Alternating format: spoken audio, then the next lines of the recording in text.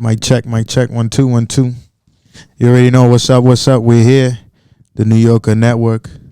I'm here with my brother Zoom. We're here live right now. Shout out to my brother Zoom here. Yo, check. Let's go. It should pop up in a bit. Ahí, do it. Put watch now so you can watch. Shout out to my brother DJ Zoom for being here. It's a pleasure having you here, my brother. You're ready, bro. I don't remember the last time I saw you, bro. We was in in Barco.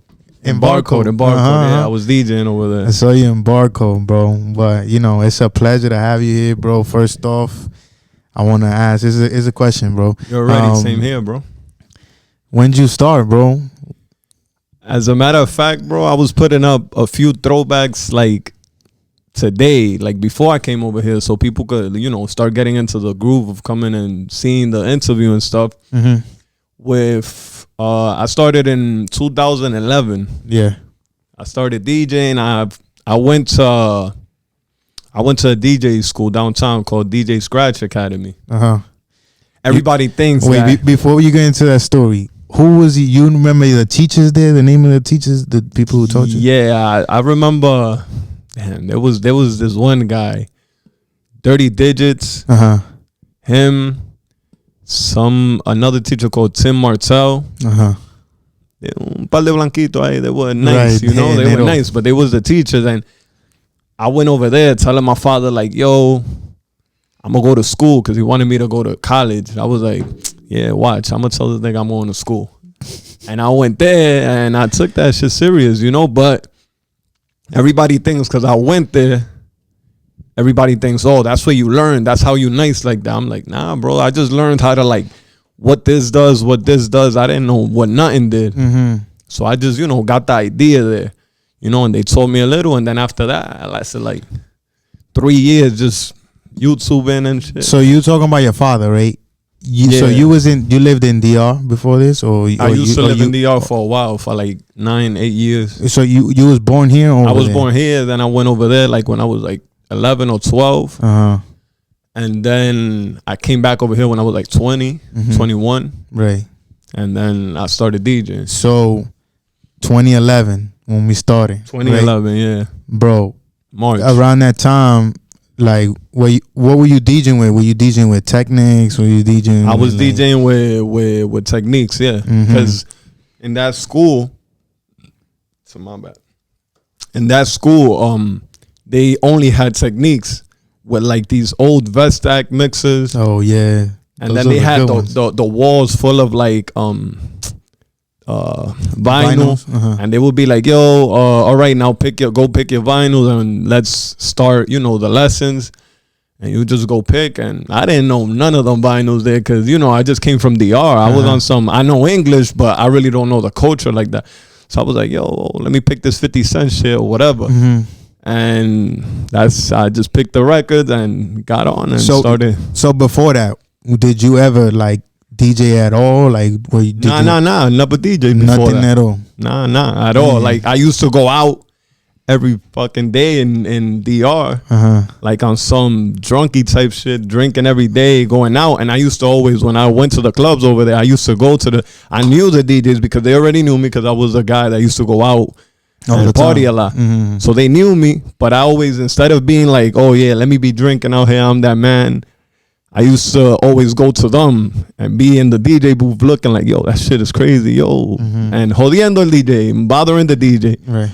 But, that I never DJed before. Okay, so when you first started DJing, right? Let's take it back to your first party. Cause I saw you posted on your story before you got here. In 2011, you said you got your first party. How was that, bro? You remember the way you felt? Bruh. Nah, yo, I put it up. I forgot what's the name of that controller. It was a NS9, something like that, a controller. And I had just gotten that right after I started the school. And that was the first real equipment I had besides going to the school and using the techniques. So I learned with that in my house. And that was the only thing I knew how to DJ with. I couldn't DJ with nothing else yet. Mm-hmm. And they booked me to that first spot, and where Boca's at right now, it used to be called Cacique. Cacique, right? Yeah. They booked me there, and my boy was performing also, El Tal Mickey. Mm-hmm. He was performing, so they say, yo, let's put you to DJ so you can have your first gig, blah, blah, blah. And I was like, let's do it. I was scared as shit, but I was like, yo, bro, but at the end of the day, I can't DJ with what they have there. I got to take my own stuff. Mm-hmm. It was like, bring it. I got out the car with that shit, like, yo, help me. And set that shit up. I did trash, but, you know, I did. Everybody I was like with 25, 30 people deep in there, and everybody was hyped, like, yo, shit, he's killing it, because it was my first time. So they was all hype. I had them good with music, but I'm saying it was trash because, you know, compared to now, I'd be like, yo, that was trash. But people were having fun, you know. I was nervous as fuck. I was like, yo, what I'm going to do? You Sudando. Chach, I wasn't talking nothing. Yo, bro, so Zoom, the name Zoom, bro, how'd that come about, bro? Like, did you always have that name? Like, it was a name? Bro, it was that name con ese mismo pana mío, El Tal Mickey. Mm-hmm. He's an artist. We started together, like him singing and me DJing. And out of nowhere, we like, yo, bro, I need a name. What's up? My name is Anthony. So I was on some, let's put DJ Anthony, whatever. And I'm like, nah, bro, that's mad common. There's like 1,000 DJs like that. Yeah. So after that, we was just coming up with retarded ass names. And we was like, yo, Zoom, like, I don't know where that came from, but I still with it. I was like, yo, bro, because there was a camera, I think, in them times with a XOOM, Zoom, something like that. And he was like, yo, what about Zoom? I was like, nah, bro, I don't know. That sound weird. He was like, nah, nobody has that. Just fuck it. I was like, whatever. I wanted to change it after, but then everybody knew me for that. So I was like, fuck it. It is what it is. Nah, it's a name that's stuck now. And like, not, you know, shout outs to you, bro. Like, you put your name on the map, bro. Like, there's a lot of places. Thank God. You know, there's a lot of places now. You know, there's a lot of DJs that have their name up there. Yours is one of them, bro. Like, when you go around, people be like, yo, Zoom. You're like, oh, yeah, chamaquito. A lot of, thank God, a lot of people, like, know me and mess with me and stuff. But at the end of the day, you never think is enough, you know. You never think, like, I've never thought like, oh, I'm up there, I'm the best, get away from me. Like, I'm always like, humble thinking mentality. I'm regular because I'm always trying to do better, you know. Like, and that's why I think we always clicked, bro. You humble, bro. You're a humble person, real humble person, bro. You always been. Gotta do it, bro. So LMP, right? Yeah, you part of LMP. Yeah, but I was something else before LMP. So what were you before LMP then? I started with LTP. Oh, okay, Los Traficantes. Yeah, and then I was LTP. So how'd that go about? Like, what they told you? Like, oh, you want to be a part of LTP? Nah. The LTP where I used to live, where I put the setup that I used to live in my uncle's house. The owner of LTP used to live like across the street, all his family and stuff. Wow, bro. So we already knew each other before, like all of us before I was a DJ. They had LTP, which was popping. And I was like, yo, bro, please give me a chance. I want to be in the... And he's like, yo, you got to learn a little more. You know, you got to learn a little more. I'm like, yo, watch. I got you. What was his name? What was his name? Chulo J. Okay. Shout out Chulo J. Yeah, he's the owner. And then I was like, yo, bro, give me the chance. He's like, yo, you got to practice a little more. So I took a month, yo. Bro, give me a chance, bro. Yo, a little more. I lasted like 3 months. And then I guess he said, yo, you down, bro. You down, fuck it. Like, come on, whatever. And then after that, you know, it got better and better and better. And then I lasted like 2 years there or something. Then, you know, things happen and whatever. I stood alone. Then but LMP and LTP, a lot of the people were like, some of them were cliques, like, LTP and LMP people sometimes would chill a lot in Luna days and stuff like that. So I was like, I would know Matt LMP niggas and they would start being like, yo, that kid is nice, bro. He's nice. And then they knew I was alone. So DJ Effect was on some, yo, bro, you know, we became cool. And he was like, yo, bro, I'm going to try to get you in LMP. Yo, you nice, blah, blah, blah. And I was like, yo, bro, that would be great, my nigga. Like, shout LMP is that Effect, bro. LMP is that shit. And he even made like a competition for me to get in because they didn't want to bring me in on some, you're in. Because, I still wasn't there, but he made a competition. I came like in second place. I remember like DJ All Out. I remember that. Yeah, Yo, it was me, DJ All Out, and somebody else. I forgot. Yeah. And DJ All Out won, and I was in second place. But they was like, yo, y'all both in. Because, they did the first place winner was the one that was going to come into LMP. But they was like, yo, you in too, bro. Like, fuck it. You nice, blah, blah, blah. And then from there, things. Yeah, it's crazy because a lot of the people back then, like, you had to go to school with them or you chilled with them. And tú me entiendes? Like, everybody back then was like, yo, if you know somebody, then we'll hook you up type of thing. Yeah, and I wasn't even, I was brand new here, I didn't know none of these people. It was just out of straight, yo, put me on, bro, put me on, yo, help me. I'm a DJ, and going out, you got to waste a lot of money in this shit. Like, yeah, you do. Going out and networking and drinking and trying to be down. And then, that's when the connects start coming in, but it's different now. Like, I'm not trying to be outside all day drinking and shit. Somebody, we got lives now. And so it's really different, but we do what we got to do. Yeah, cause I see you on that gym life trying to get clean. Bro, I don't be drinking. I got 7 months. I quit drinking. That's what's up. I gotta give you un aplauso para eso. A little applause right there. I quit a bunch of shit. Like, I quit drinking, dairy, red meat, a bunch of shit that people. But you're not vegan though. Nah. I eat rice, chicken, everything, but it's a bunch of stuff that people just be like, yo, what the fuck? How you just did that? But, it's discipline. I got tired, bro. Yeah. Like, all the shit I used to do, drinking and this and the life I was living, like, because people just be seeing the Instagram, like, oh, he cool, but they don't be seeing, like, yo, I was hurt every time I woke up, mad, hungover and shit. I was like, nah, bro, I can't do this. Yeah, nah, it's crazy. So I'm guessing you was DJing around like Team Bash days and all that stuff too, right? Yeah, but I wasn't really a DJ for the Team Bash because it was already like a crowd for that, like Flipstar, Prince One, all them guys Cito, were like that. and all those people. Cito. Yeah.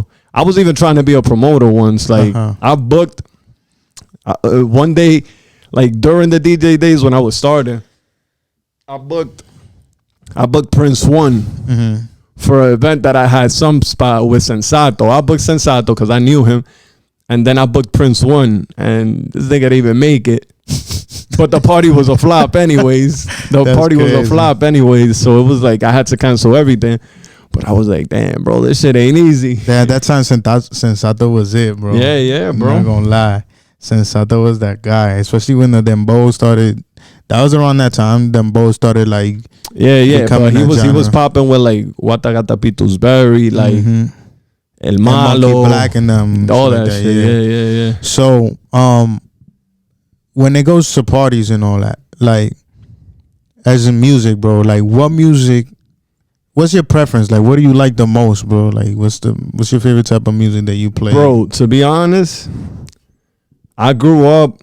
I mean, I came up in the DJ industry as a like overall DJ. That's why I feel like it's been harder for me to like every DJ wants to get on the radio and all that, but I have never took like a lane like, yo, I'm a straight hip hop DJ or yo, I'm a straight Latin DJ. I've always just tried to rock the club and that's it. Like I play Spanish, hip hop, everything. Like some people might see me as, yo, he's a hick DJ. Some people might be like, yo, he's a hip hop DJ. Yeah. 'Cause there's always like different angles.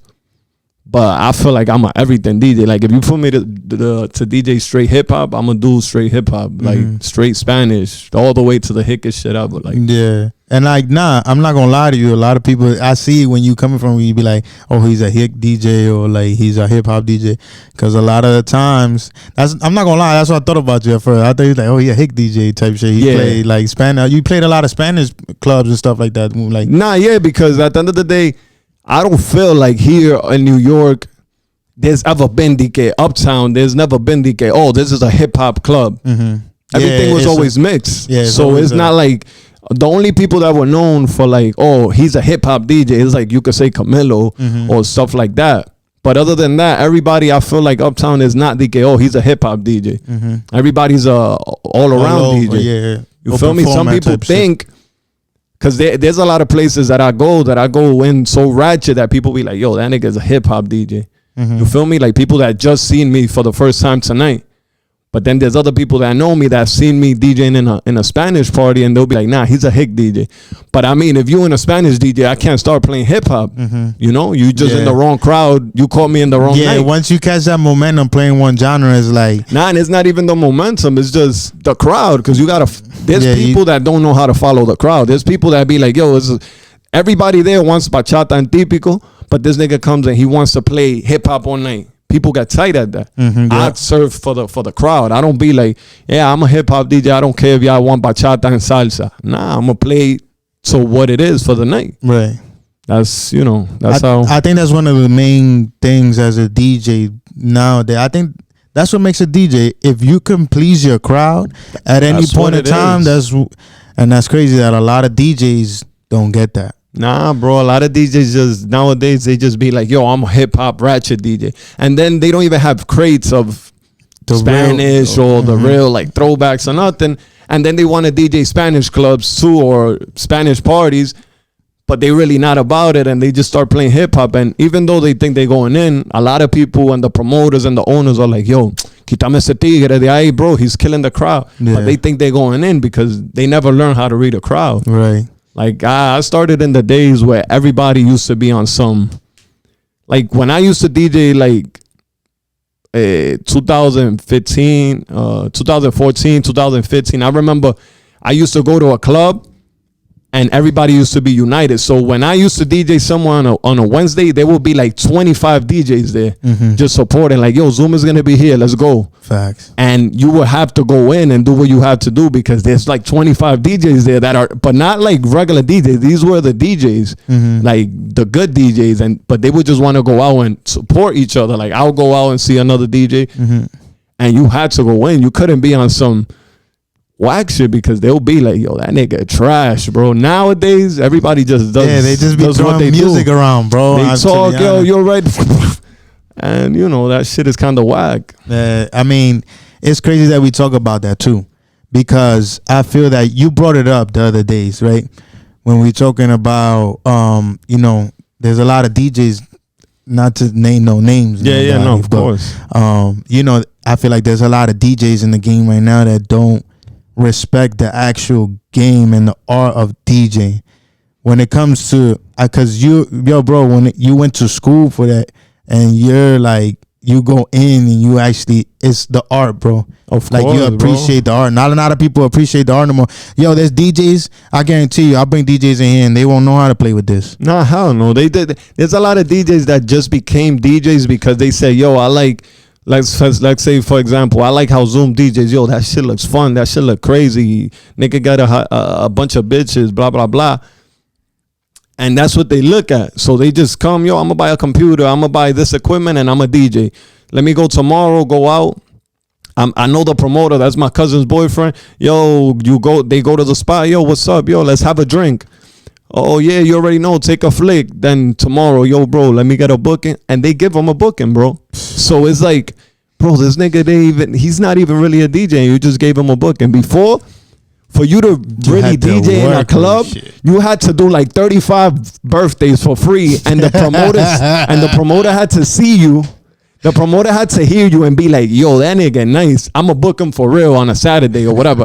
And then you booked and you'll be like, damn, bro, I'm doing it. You really had to go in. It wasn't like, yo, bro, what's up? You want to have a drink on some like crazy shit like that. Nowadays it's just, yo, ese primo mío, ese novio de mí. Yo, put him on, bro.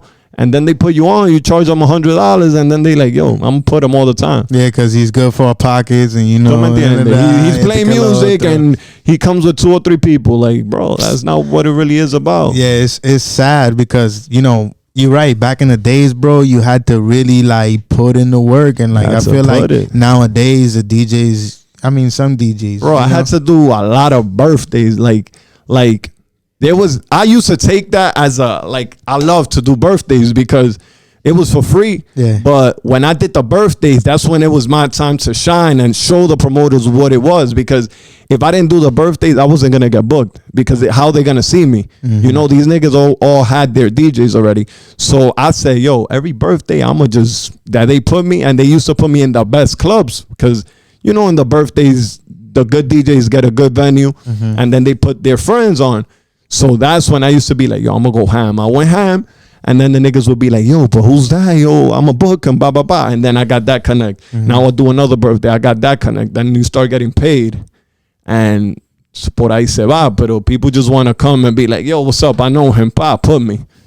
And I feel like that it ain't cool, but that's how it is. Yeah. And it's hard. It's hard, bro. I mean, I'm not going to sit here and be like, yo, I get like tons of bookings. Because bro, you how many clubs on average I've before? DJ'd everywhere in the world, bro. To be honest, like I've DJ'd in Europe, I've DJ'd in Canada, I've DJ'd here, everywhere. Te falta Tokio, te voy a llevar para allá. I'll rip it over there. Yeah. They love all that. Yeah, they love, yo, bro. Te quedan ahí like, Yeah, bro. Nah, but there's a lot of nice DJs out there. Yeah, so, bro, it's just, I don't know why people expect so much handouts, but That's how it is now. you know, I'm gonna say it if nobody's ever said it, bro. I truly admire your work and your love for the art of DJing. ¿Tú me entiendes? Because, bro, like I said, not a lot of people take the time to actually figure out, yo, what's the background scoop? You feel me? Like, where this will start, bro? You feel me? Stuff like that, and like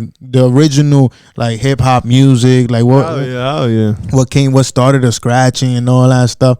I feel like it's important for a DJ to know that because, like anything you do, like basketball, baseball, you got to start with the fundamentals. You got to start with the fundamentals. From where you got to start. You got to start with the beginning, and I think, you know, that's one of the reasons why I felt like I had to bring you in here for an interview because, you know, not only because you've been DJing for a long time, but it's because you understand the art and the passion for DJing. And that's why you had to be here. I was like, I need Zoom in here. Nah, of course, sooner bro, or later, you know we here, bro. Sooner or later, I needed to bring Zoom in here. And, you know, people like, they already knew, bro. The moment we booked you at Luxor when we got this set up. Yeah. I opened that for the first time when I was there. I was like, yo, it's hype. Me and Gio was like, yo, no, we got to get Zoom, bro. He's like, yeah, Zoom will set it up for us. And that's exactly what you did, bro. That shit was nice. Bro, that was a nice.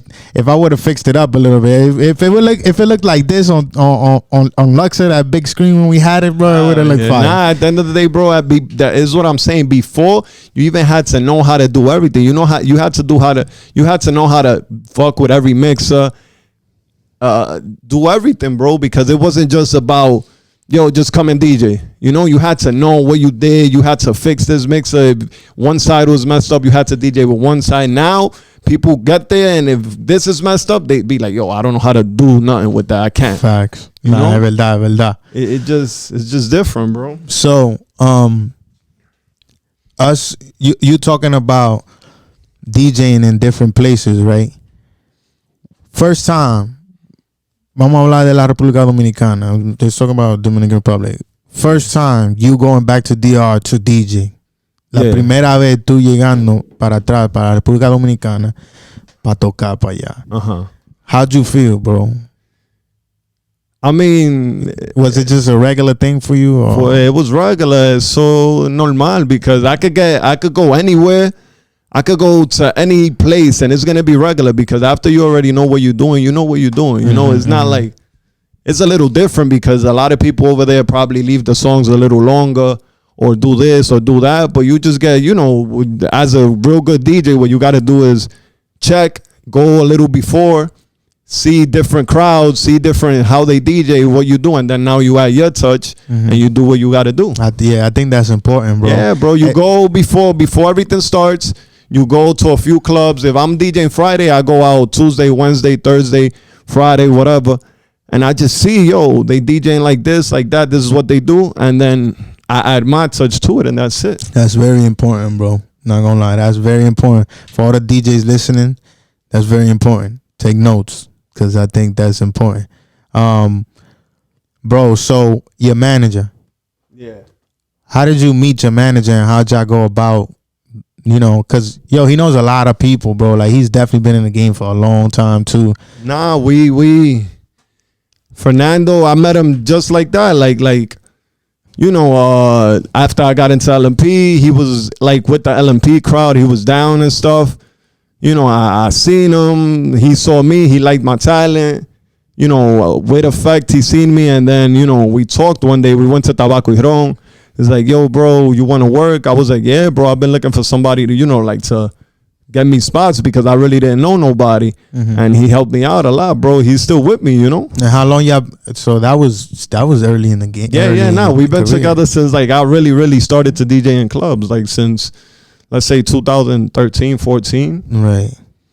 Yeah, he's been with me all this time, And y'all a strong group. Y'all a strong team, bro. I'm not gonna lie, bro. Yeah, y'all bro. Together is undefeated. Thank God, he's bro. Good. We do good what at what he do. does. He's good as what he's definitely good at what he does, bro. I'm not gonna lie.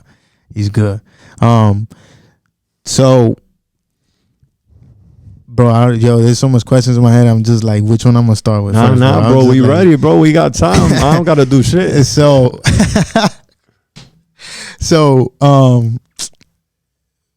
damn, bro.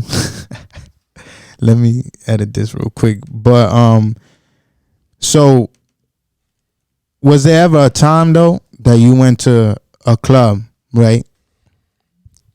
And you were nervous or something, and like, nah, of course, bro. Even now, this still happens. As soon as you get there, you be getting that bubble gut. That what am I gonna do? Mm-hmm. But after you touch down and play the first song, that's it. You're ready to go. Right. Like I feel like that happens to anybody. As good as you are, is it's not that you get nervous that you fuck up, but you get like a little, what I'm gonna do, So when you went to the clubs, right? Did you ever go to the clubs like when they had like the CD mixers and none of that, or it was just yeah. I went, but I really didn't DJ there. Mm-hmm. I went to see other people because I still wasn't getting put on. Mm-hmm. The Luna days, they had those knob mixers, stuff like that. Uh-huh. I never DJed with that. I think I DJed Mimosa. They had those little CD things. I used to DJ in spots where they had the Serato box, but not really CDs.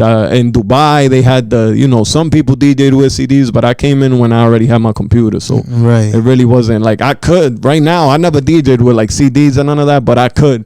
I know I could do it. Like just get on and do it. Listen to it because you just do all that. Yo, and you selling your sweaters now. You still got sweaters or? Yeah, bro. I still got like a good 12, 13 sweaters left. I sold like 160 sweaters. That's what's up. Like, how much you selling them for though? 45. Okay, 45. So if anybody want to get a sweater, you already know. Yeah, bro. The sweaters is here. And they glow. They like shine. They shine like with the light, club lights and stuff. Mm-hmm. That's fire. So let's get back to it. Damn, se me fue la pregunta. No.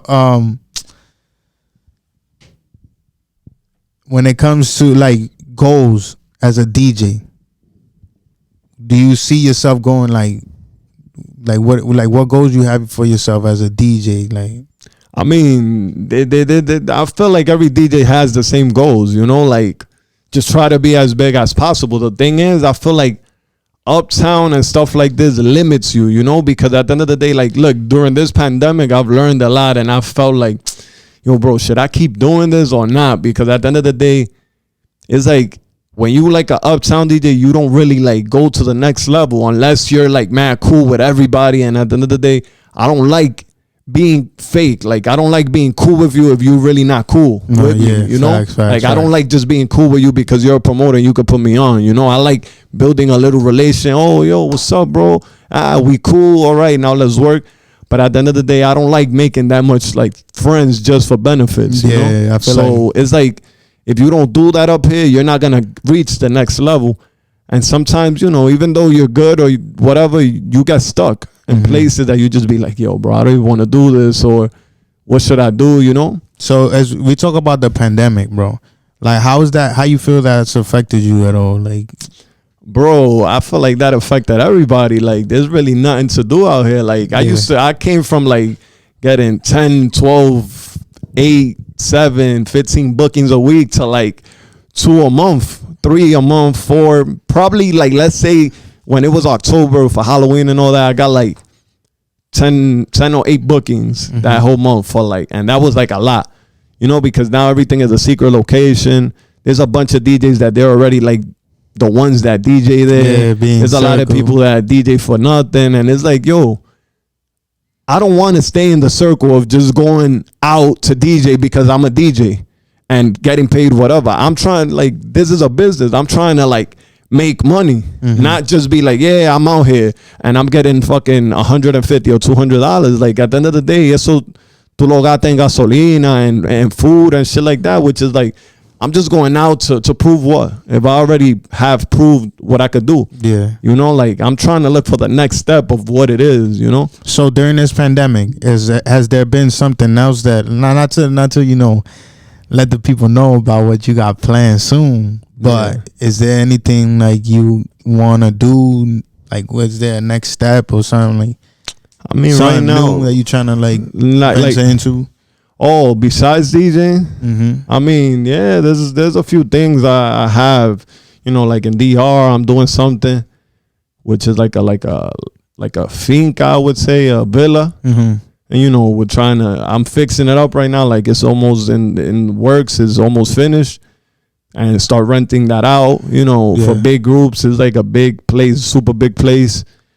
And that for the moment, but right now, bro, this pandemic just got you thinking, what are you gonna do? Like right now, I'm in between. Should I move back to DR? Should I stay here? What, you know, it's like crazy. Yeah, this shit really has fucked up the game. You know, it's like, it's crazy going from a lot of parties a month making steady money to just being like, damn, bro, what the fuck? There ain't no money coming in. You know? Yeah. And a lot of people, thank God, have found their ways around it, but a lot haven't. You know, like. A lot of people don't want to just be like, yo, I'm going to stop DJing for now. Let me just go out and work here or here, because it's not to say that working is bad. You know, working is work. You're getting your money, fuck it.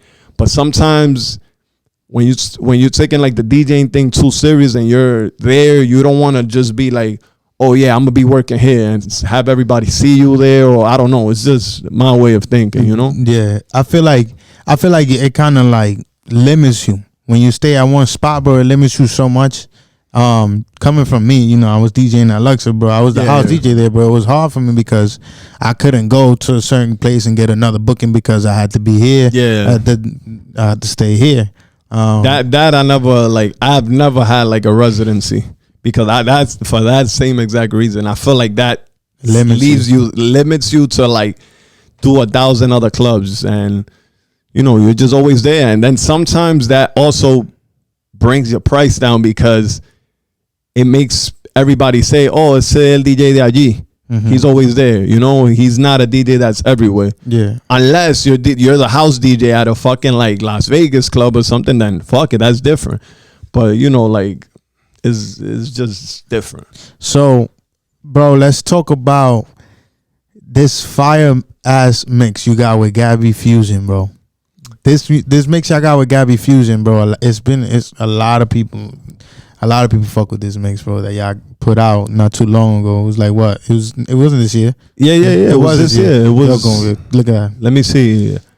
I think it was during the pandemic. I mean, hasta la guagua se me va, bro. Is that we don't really know what's going on, bro? The days are just passing like. Yeah, that's what my grandma be telling me. Like this was February. This was like right before the pandemic, February 20th, a revolution. And me and him just, you know, I say, yo, bro, let's get to work. Let's do something. And, you know, Gabby is my guy. And he's super nice, too, you know. And we've always been like, yo, let's do something. And I guess at that time, we was just like, yo, it's time. Let's just do it. Because I've always been like, I've always wanted, like, I have more than 100 mixes on my SoundCloud everywhere. But after, like, 3 years and coming forward, I've stopped doing a lot of things because I feel like as you grow older in the game, you want things to be more perfect, and you know you get it like locked in with like, yo, bro, my shit has to be the best. It can't be like just some sloppy shit and let me throw out. Because if it was like on some let me just throw out live mixes, I'll do 1,000 mixes a month. Yeah. But you know, you start becoming like, yo, I want shit to be perfect, and then that reduces your like limits to do more mixes. But when we do a mix, it's like something, you know, something we try to do the best we can. Sound legit. But I wish I could have like, the motivation is just not there right now with this shit, you know? I feel you. Like when the pandemic started, March, January, March, April, May, June, like March to June, I was going ham, like every day practicing, going in, doing lives. I was like, yo, I'm not about to let this shit fail. Like, I'm going to keep it moving. But I thought it was going to be a 3-month, 4-month thing, and then everything was going to go back to normal. But after June and shit, is like, damn, bro, this shit is lasting more than a while, man. And then you just start getting like, fuck. Yeah. What the fuck is going on? And, you know, and then I stopped drinking. So I used to do the lives drinking. And that shit used to have me motivated even if I was alone at home. But now that I don't drink, it's like, it's kind of hard for me to be like, let me stand there and do a 3-hour live. Like, there's no motivation. Yeah, there's no feedback. Like drinking is not supposed to be a motivation, but you know, we get used to drinking, and then when you lit, that's when you go in. Yeah, you don't give a fuck. You DJ for 3 hours, 4 hours. But sober is like, you think too much about things and you just be like, bro, I don't really want to do this shit for like 40, 50, 60 people and just be there. Like, I don't know. It's just overwhelming. I totally understand you, because we play clubs, bro. And like we was talking about earlier, we feed back off our crowd.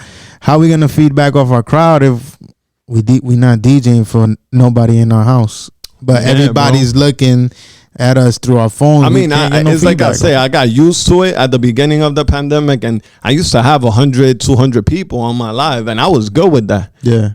But I was drinking, and that made me even interact more with the crowd and shit. But when I stopped for a while because, I was doing some DJ competition, and I got too focused on that shit, and I stopped doing the lives for the DJ competition. I did it, it ended, whatever, and then it was hard to like get back into the live situation, because I was like, yo, I don't want to get back and have like 20 people there looking when I already had like 200, because I had the hype going. But then when you stop, things go a little down, and then you got to bring it up, and I didn't want to like bring it up again. I was like, So when you talk about competition, what competition you talking about? It was like a online, like a live Instagram live, DJ competition against other DJs. Like, I have the sets on my Instagram. Okay, bro, you never thought about going to like DMC and stuff like that, DMC World and stuff like that? Bro, that shit ain't easy. I know, like being practicing to be a DMC DJ or to go to a DMC competition. You gotta like either choose you're a club DJ or you're a that DJ, because that shit takes all your time, bro. Like, I'm telling you, from this little shit that I did live, this little competition, that shit had me stressed, my nigga. So imagine doing the DMC, like, you know, you gotta really go in to try and win. Like, at the end of the day, I'm a DJ, right? Like, I could scratch with this hand, I can't scratch with this hand, but I could beat juggle and do all that crazy shit. But I feel like for you to be in the DMC and try to win, you gotta be like top notch. You gotta like scratch with both hands, scratch with your fingers, your foot, everything. It's like, it's crazy. It's another level. I could do it, but you gotta like put all your work into that and then forget everything else. Right. And you know, that's what I pay my bills with. So I ain't trying to like leave something to just be like, let me go live a DMC life and championship and whatever. Nah, it's understandable. No, yeah. So it's, you know, I see what it is. Nah, yeah, it'd be fire to see. You know, I've done competitions like downtown, you know, with Fat Fingers. He used to do a lot of them things before, and I used to be in them.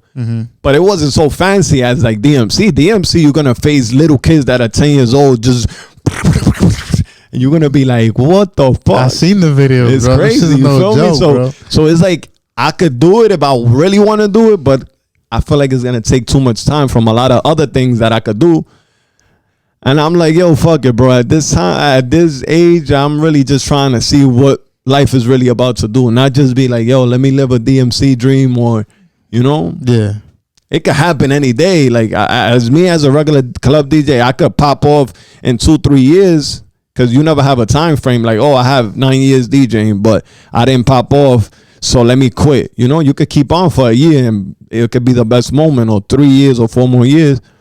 But right now, this pandemic has made me thought like I want to DJ, but also dedicate time to other incomes, because you can't just stay with one thing, because you never know, like this shit. Yeah. So as we talk about other incomes, that's so you all you're doing is DJing right now. You're not really working at all, or Nah, bro. All I've been doing is DJing since like 2016. Mm-hmm. Like before 2016, I had something else, you know, a little income, whatever.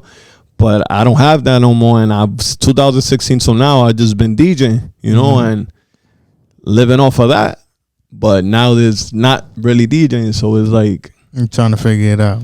Trying to figure it out, man. So on Instagram, your little videos that you post up, do you know what you do? How do you do those? Like you just select a genre, or you get people to like?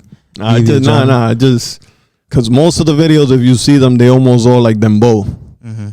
Because that's what like I feel like I could get the most ideas from. Like I could do hip. Like to be honest, number one genre that I could like do the craziest stuff is hip hop. Right. Like 90 BPM, 100 BPM hip hop.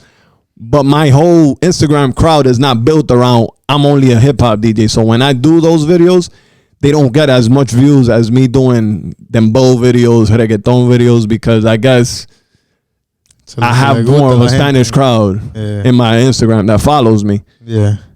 But it just gets more views. So at the end of the day, you got to do what really brings you in the numbers, you know? Yeah. I mean, it's understandable, though. But those videos I was looking through your Instagram and I was like, damn, these videos is fire, bro. Like, even when I first started following you and I first started watching the videos, I was like, damn, bro. Because it was Gio that had introduced me. Like, Gio was like, yo, this is Zoom, I didn't really know you like that. Yeah. Because I was in the Navy before. Yeah, that's what we meant. I was in the Navy before. And then I came back. That's when Gio was helping me. Yeah, I remember. Gio was helping me out. And I was trying to get back into the game again. Yeah. And he was like, yo, this is Zoom. I was like, bet. I followed you on Instagram and I started watching. I'm like, yo. Nah, cause that video stuff, like, all right, cause with me, another thing is there's a lot of things I could have been doing, like, but I'm a person that always, like, you see, I've been wanting to do podcasts, YouTube. The videos I'm doing, I just started like last year, like in the middle. But I've been wanting to do all this, but I always get stuck, like, yo, it gotta be perfect, blah, blah, blah. So last year I was like, yo, fuck it. I'm gonna just get a table, get a camera, and do these videos. I'm gonna do it, fuck it. So I started doing it and they went good.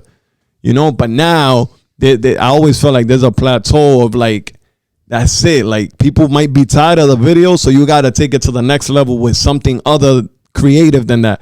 But then that's when the hard part comes in, that you're like, yo, what the fuck am I going to do? Yeah. Because I've thought of like bringing other DJs to DJ, but then that's something you can't put on YouTube. And it's always a problem. Bro, it's been real hard for me to get stuff it's a problem, YouTube, bro. It's a problem. Like I see you putting it on a podcast on Apple, but I never like wanted to get into it that deep. I wanted to like. I'm always looking for YouTube content, but being a DJ is hard as hell to get YouTube content. Yeah, especially with the copywriting. That's what I'm saying. That's number one. Like you have to get like I could do a mix for YouTube and make money off of it, but I would have to go ham with like crazy ass edits, and I'm really not a person that likes to use edits. I'm like straight with the original song.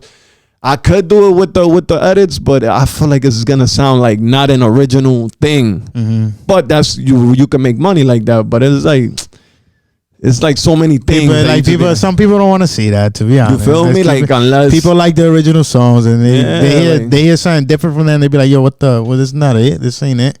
And bro, it's been hard because I've been right now I'm looking for a platform to post the videos up. So post the video. Because I have the videos and Twitch only saves them for so long. Yeah. I have the videos on the hard drive saying doing nothing. And I think I might start a website domain up. I might have to do that and find a way to that's like one of the only ways, but then you will have to, it's hard as hell to bring the traffic from somewhere else into that page. Yeah. That's the hard part, because if you had Twitch or Instagram or YouTube, you already have the fan base there to do it. 2,000 people, 3, 4, 20,000, and it's direct. But now to send people from Instagram to Twitch or to that, they be like, damn, bro, I ain't really trying to do all that. You know? Even now, some people be like, yo, Twitch is too much work. You know? Yeah, you got to sign people, up. You got to make a name. Yeah. So that's what's been making it hard for DJs. But I feel like if you stick to something, you can make it happen. You know, I wanted to do Twitch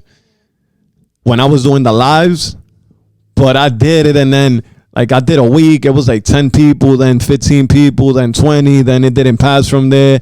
And I'm just a person que se desespera. I'll be like, yo, fuck this. Like, I know if I last a year or 2 years doing it, I could get to a fan base that's always going to be there.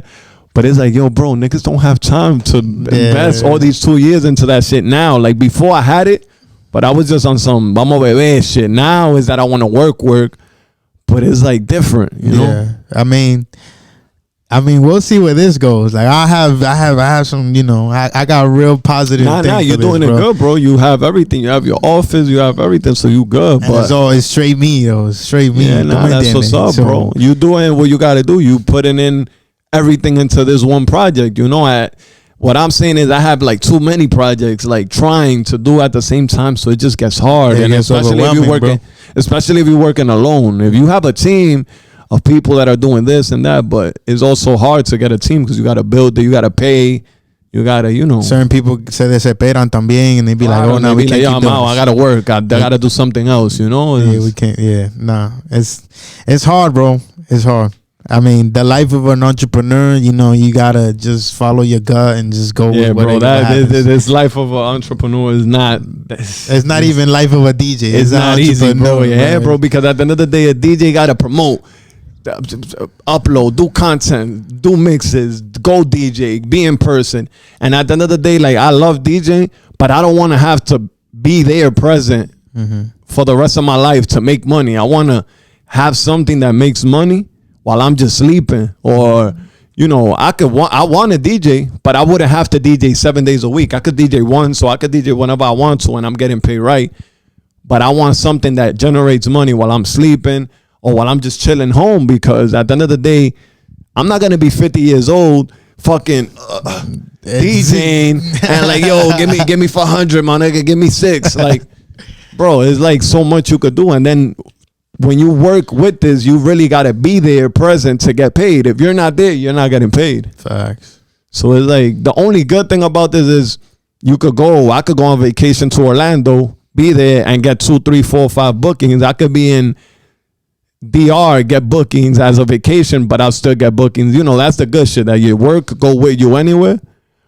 But it's not easy to maintain it as a like steady income stream, bro. So now that you brought up Orlando, bro, why? My question is, there's a lot of people from the city going over there now. I mean, bro, have you ever thought about like even? I mean, I bet it's easy for you to like. Yeah, they've even hit me up, yo, bro, just come through. We're gonna have you with a lot of bookings. But the thing is, bro, it's not as easy as it sounds, because at the end of the day, all right, I could go if I had, like, let's say I had an apartment over there, yeah, or I have family that live over there. But it's that when you have like I have my house, like I live here, you know, I pay my rent. So I can't just be like, yo, let me go to Orlando for 3 weeks and not make enough money then to come back and pay the rent and all that shit, you know? I got to stay grounded to what I really got to do, because Orlando, to be honest, there's a lot of people that are going out there to DJ for like nothing, you know? And you got to pay your flight, you got to pay hotel. They ain't trying to pay all that. They used to, like, to me, I used to go anywhere and everything was paid. But what was going on is like, yo, come over here and, you know, we'll get you with something. But right now, something ain't enough, you know, to pay these bills and do everything, you know. So I'm really trying to do what I got to do. Yeah. Like, they've hit me up, yo, bro, if you come through, you know, we got you with 5, 6, 7 bookings everywhere. I'm like, yeah, all right. But that's not something I'm like, yo, I'm out tomorrow to Orlando because I'm going to get a few bookings. Like, that's not going to average a lot of money to pay all this, you know, like all my lifestyle or whatever. You need something stable, firm. You feel me? If I had something like a house over there, or if I decided like, let me move over there, then I'm good. You know, I live over there. I left everything here, and now I'm good over there, and I'll DJ every day. But it's not easy either. Just being like, yo, I'm out of New York, let me leave. Yeah, I don't know. I've seen a lot of DJs that have done it. Yeah. But you know, they they just did it. You know, I feel like for me, it's not that just, I'm a person that thinks too much about things. I don't be like, yo, let me just be out. Fuck it. Nah, yeah, you got to think about the repercussions and what's gonna happen after. Though, I think I think the most important thing. If you, whatever you do, bro, if you decide to go anywhere, or even if you decide to make a decision, like boom, I'm gonna put this here. What's gonna happen the next like 2 years or something like that? You know? Hell yeah. You gotta think about shit real good, bro. No, and being in New York as a DJ is what makes other states pay you what they gotta pay you. You know? Mm-hmm. Oh, he's from New York. We gotta pay him this much. But now me being from somewhere else, they're gonna be like, yo, bro, I could pay you, but not what you want because you're not from New York. Like, I don't know why they think like that, but if you're from New York, is that you're like lit, even if you're lit and you live somewhere else, you know? Mm-hmm. But it just is what it is, man. Mm. Nah, you've given some valid points, bro. You're giving some real valid points. We've been talking for like almost an hour, almost. But I feel like you want to give a shout out to anybody? Is anybody want to? I mean, I don't know who's on the chat. Yo, shouts to Alex the Kid, Ecstasy Jeff, Michaela, Chocolates, El Jimmy, all them people on the chat. I know my people. They know what it is. Yeah, again, it's a pleasure to have you here, bro. I just want to mention a few things to the people that are watching. Of course, bro. We had our tour drive recently. I'm accepting donations still. I'm not really, I think we had enough donations, but I'm talking as in toys. If you have kids that don't really use their toys like that or anything like that, I'll be gladly, I'll gladly receive them. I'm talking with it's called the Conqueror's Home, right? This is a shelter for just women and children who've been domestically abused, right? It's on 196 in Grand Concourse, and we're giving back to them this holiday season. I put it up on IG, but I'm gonna tell everybody now. We raised up about $355, so I wanna give an applause to all the DJs that helped us out. For that, helped us out, and everybody who tuned in. A lot of kids are gonna be happy. A lot of kids are gonna be happy this holiday season, and then that's all things. So yeah, and then that's what it is, bro. And then one more thing, I recently just came back from Mexico. Don't worry, I got corona tested. We negative. We Gucci. I recently just got back, and there's a thing that I'm doing where I'm collecting plastic the water bottle caps, right? It was supposed to be 1,000 water bottle caps for a free cancer treatment for kids who need it over there, right?